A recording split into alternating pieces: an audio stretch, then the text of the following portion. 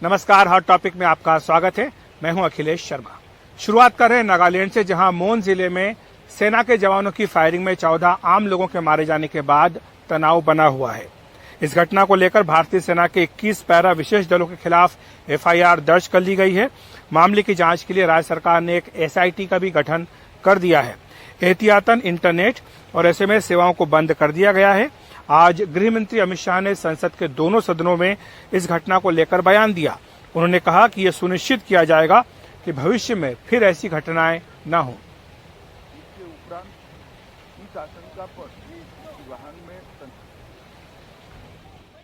सेना द्वारा इन दुर्भाग्यपूर्ण मृत्यु के कारणों की जांच उच्चतम स्तर पर की जा रही है और कानून के अनुसार समुचित कार्यवाही की जाएगी। यह निर्णय लिया गया है कि सभी एजेंसियों को यह सुनिश्चित करना चाहिए कि विद्रोहियों के खिलाफ अभियान चलाते समय भविष्य में ऐसी कोई दुर्भाग्यपूर्ण घटना की पुनरावृत्ति न हो।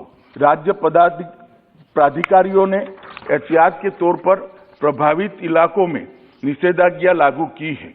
भारत सरकार नागालैंड में हुए इस दुर्भाग्यपूर्ण घटना पर अत्यंत खेद व्यक्त करती है और मृतकों के परिवारों के प्रति गहरी संवेदना व्यक्त करती है। नागालैंड के मुख्यमंत्री नेफियो रियो ने आज घटना स्थल का दौरा किया। उन्होंने कहा कि armed forces special power act यानी अफ्स्पा को लेकर जो सवाल उठाए गए, उन्होंने कहा कि बेकसूरों को मारा गया है, इसको लेकर दुनिया माफ नहीं करेगी। राज्य के लिए ये काला दिन है, इसे कोई नहीं भूलेगा। अफ्स्पा से उन्हें छूट हासिल है। अंतर्राष्ट्रीय मंचों पर भी इस कानून को लेकर बहस चल रही है। लोग चाहते हैं कि इस कानून को खत्म किया जाए। हर साल अशांत क्षेत्र बताकर अफ्स्पा को बढ़ाते रहते हैं। सभी उग्रवादी समूह सीज फायर में शांता वार्ता कर रहे हैं। उग्रवाद के चलते अफ्स्पा लाए, लेकिन उग्रवाद अब है कहां?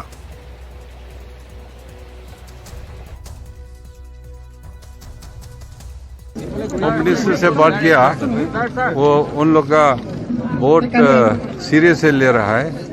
उन लोग को इस केस का 11 लाख दिया और इंजर्स को 50,000 दिया। हम लोग भी हमेशा गवर्नमेंट ऑफ इंडिया से पूछता है कि ये रिमूव करो। इसलिए हम हिंदुस्तान है biggest democratic country in the world and this is a draconian law. Mathura में हिंदू संगठनों ने यह ऐलान किया था कि आज कृष्ण जन्म स्थल से सटी हुई शाही ईदगाह मस्जिद में पूजा करेंगे। इसके बाद पूरे मथुरा जिले में धारा 144 लगा दी गई थी। पूरे दिन वहां पर यूपी पुलिस फ्लैग मार्च करती रही। पुलिस ने शांति भंग करने के लिए 4 लोगों को आज हिरासत में भी लिया। हमारे सहयोगी सौरभ शुक्ला की मथुरा से रिपोर्ट। बंद दुकानें, हथियार बंद पुलिसकर्मी, ड्रोन से चप्पे चप्पे की निगरानी। ये तस्वीरें हैं श्री कृष्ण की नगरी मथुरा की, जिसे सोमवार को छावनी में तब्दील कर दिया गया। श्री कृष्ण जन्मभूमि और ईदगाह मस्जिद में आरएएफ और पीएसी की तैनाती की गई। मथुरा पुलिस की एक special team round the clock 24 घंटे सोशल मीडिया के सभी प्लेटफॉर्म्स के ऊपर नजर रखे हुए है। उसका कोई भी अगर उल्लंघन करने का प्रयास करेगा तो very strict action will be taken. Sir, ये डिप्लॉयमेंट कब तक रहेगा? देखिए, आज के लिए डिप्लॉयमेंट किया गया है, उसके बाद आगे चल के निर्णय इसको लिया जाएगा। पुलिस सुरक्षा में शाही ईदगाह में नमाज पढ़ाई गई। मुस्लिम पक्ष पुलिस की तैयारी से संतुष्ट नजर आया। स्वादपूर्ण वातावरण को बिगाड़ने का लोगों ने प्रयास किया। प्रशासन ने अपने माकूल इंतजाम किए हैं। उसके अलावा दोनों धर्मों के लोगों ने आगे आकर ऐसी साम्प्रदायिक ताकतों को उनके मंसूबे कामयाब न हो, इसके लिए पूरे प्रयास किए हैं। कहीं कोई विवाद है ही नहीं। भारी शक्तियां, भारी ताकतें जो 2022 के चुनाव को मद्देनजर रखते हुए ये सांप्रदायिकता का जहर घोलना चाहती है, लेकिन स्थानीय जनता ने उनको सिरे से नकार दिया। पुलिस ने मंदिर के सामने नारे लगा रहे 4 लोगों को धारा 144 का उल्लंघन करने के लिए हिरासत में लिया। श्री कृष्ण जन्मभूमि ट्रस्ट की तरफ से भी पुलिस का सहयोग किया गया, लेकिन ट्रस्ट के सचिव कपिल शर्मा का कहना है कि काशी अयोध्या की तर्ज पर मथुरा का भी विकास होना चाहिए। ऐसे किसी प्रकार के आह्वान को करते समय अपनी सामर्थ्य, देश काल और परिस्थिति, कोई भी संगठन हो, कोई भी व्यक्ति, उसको अवश्य देखना चाहिए। ये एक बहुत बड़ा विषय है, बहुत बृहद विषय है। ये तो जो भी होगा हमारे हिंदू धर्म, सनातन धर्म के छत्र, हमारे संत महंत, उनके निर्देश पे होगा। दरअसल हिंदू महासभा ने 6 दिसंबर को मथुरा ईदगाह में पूजा का ऐलान किया। उप मुख्यमंत्री केशव मौर्य के ट्वीट ने इशारों में इसे हवा दी। पुलिस ने धारा 144 लगाकर हालात संभाले तो सोमवार को मथुरा में शांति व्यवस्था बनी रही। लेकिन अंदेशा ये बना हुआ है कि कहीं यूपी चुनाव से पहले मथुरा में भी माहौल गरमाने की कोशिश तो नहीं की जा रही। असामाजिक संगठनों का काम है कि ऐसे बयानबाजी करना, लेकिन समस्या तब है जब एक धर्मनिरपेक्ष संविधान को मानने वाले प्रदेश के उप मुख्यमंत्री कहते हैं कि काशी और अयोध्या के बाद अब मथुरा की बारी है। तो जब उप मुख्यमंत्री ये बात कहें तो सवाल उठेंगे, चर्चा होगी। तो सोचिए, जो मथुरा का मुद्दा चर्चा का विषय नहीं था वो चर्चा है। यहाँ मीडिया की तैनाती है, पुलिस की तैनाती है और माहौल बनाया जा रहा है। सहयोगी अशोक महाले और सौरभ गौतम के साथ मथुरा में सौरभ शुक्ला, एनडीटीवी इंडिया। उधर समाजवादी पार्टी के अध्यक्ष अखिलेश यादव आजकल शायराना अंदाज में हैं। उनके सोशल मीडिया पर ट्वीट वगैरह में लगातार शेरो शायरी रहती है, जिनमें की गहरा सियासी तंज भी है। यही तंज उनके भाषणों में भी नजर आ रहा है। इस चुनाव में पार्टी के तमाम नारे उन्हीं के दिए हुए हैं। हमारे सहयोगी कमाल खान की रिपोर्ट। यह सारा कुछ याद रखना, मेरा इतना ही कहना है। यूपी के डिप्टी सीएम केशव मौर्य ने बताया कि पहले सारी गुंडई लुंगी पहनने वाले करते थे, अब उन्होंने बंद करा दी है। 2017 के विधानसभा चुनाव से पहले कितने लुंगी छाप गुंडे घूमते थे, जालीदार गोली टोपी लगाए हुए, राइफल रिवाल्वर बंदूक लिए हुए व्यापारियों को डराने और धमकाने का काम कौन करता था? आपकी जमीनों पर कब्जा करना और कब्जा करने को शिकायत करने भी बन जाना, ऐसी धमकी कौन देता था? अखिलेश से मीडिया ने जब इस पे सवाल पूछा तो उनका जवाब हाजिर था। जो पहनावे पे बात कर रहे हैं, जो सवाल आपने पूछा है, मुझे लगता है उन्होंने मुख्यमंत्री जी का पहनावा देख लिया है, इसलिए कुछ ज्यादा इस तरह बोल रहे हैं। क्योंकि उनका झगड़ा विपक्ष के लोगों से नहीं है, उनका झगड़ा तो उनके अंदर अपने लोगों से है। पीएम मोदी का पूर्वांचल एक्सप्रेसवे का एक वीडियो वायरल हुआ, जिसमें पीएम भारी एसपीजी सिक्योरिटी में कार में जा रहे हैं और सीएम उनकी गाड़ी के पीछे पैदल चल रहे हैं।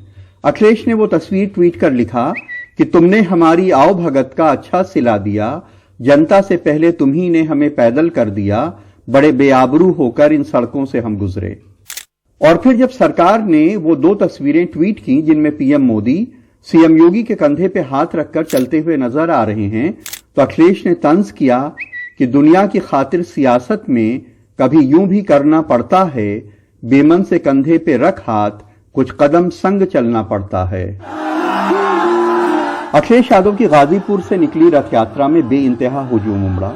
इतनी भीड़ की चंद मील जाने पे घंटों लगे।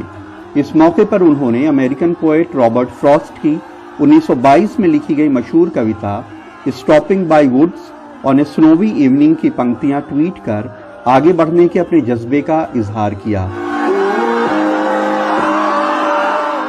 वो लिखते हैं, but I have promises to keep and miles to go before I sleep and miles to go before I sleep. BJP का इस बार नारा है कि सोच ईमानदार, काम दमदार, फिर एक बार बीजेपी सरकार। लेकिन जब खबरें आईं कि सरकारी प्रचार में जेवर एयरपोर्ट की तस्वीरों में चीन के एयरपोर्ट की और भावनी बांध की फोटो की जगह तेलंगाना के बांध की फोटो लगाई गई है, तो अखिलेश ने ट्वीट किया कि भाजपा के झूठे काम की हर तस्वीर उधार है, फिर झूठा दावा करने वालों की कैसे सोच ईमानदार है। अगर कोई विमान यहाँ पे लैंड करना चाहे यहाँ से पूर्वांचल एक्सप्रेसवे के उद्घाटन में पीएम मोदी का प्लेन भी एक्सप्रेसवे पे उतरा और तमाम फाइटर एयरक्राफ्ट भी उतरे। अखिलेश का कहना है कि पूर्वांचल एक्सप्रेसवे का भी प्लान उन्होंने ही बनाया था। उन्होंने ट्वीट किया, कुछ लोग अपना राज बस ऐसे ही गुजारते हैं, दूसरों की पट्टी पर अपना जहाज उतारते हैं। सब गया। पीएम मोदी ने जब जेवर एयरपोर्ट का शिलान्यास किया तो अखिलेश ने बीजेपी सरकार की एयरपोर्ट्स को निजी हाथों में देने की नीति पर तंज किया। उन्होंने ट्वीट किया कि आज जिसका शिलान्यास होगा, कल उसको बेचने का प्रयास होगा। इतवार को 69,000 शिक्षक भर्ती के बेरोजगार उम्मीदवारों पर लखनऊ में पुलिस ने लाठीचार्ज किया। अखिलेश ने तस्वीर लगाकर ट्वीट किया, युवा कहे आज का नहीं चाहिए भाजपा। बोल्शेविक रेवोल्यूशन से लेकर हिंदुस्तान की जंग आज़ादी तक और हिंदुस्तान की जंग आज़ादी से लेकर लोकसभा, विधानसभा, स्टूडेंट यूनियन और ट्रेड यूनियंस के चुनावों तक कविताओं का इस्तेमाल होता रहा है, लेकिन अखिलेश यादव की यह खूबी पहली बार सामने आई है। लखनऊ में कैमरामैन विनीत वर्मा के साथ कमाल खान, एनडीटीवी इंडिया।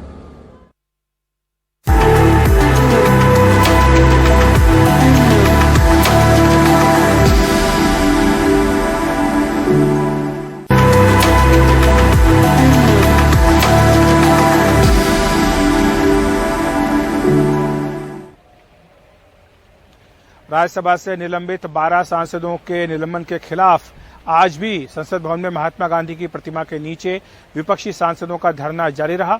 सरकार की इस कार्रवाई के खिलाफ अब कई विपक्षी सांसद संसद टीवी से भी बाहर आने लगे हैं। संविधान निर्माता बाबा भीमराव अंबेडकर की पुण्यतिथि पर सांसदों ने उन्हें श्रद्धांजलि दी। संविधान बचाओ, देश बचाओ के नारे लगाए।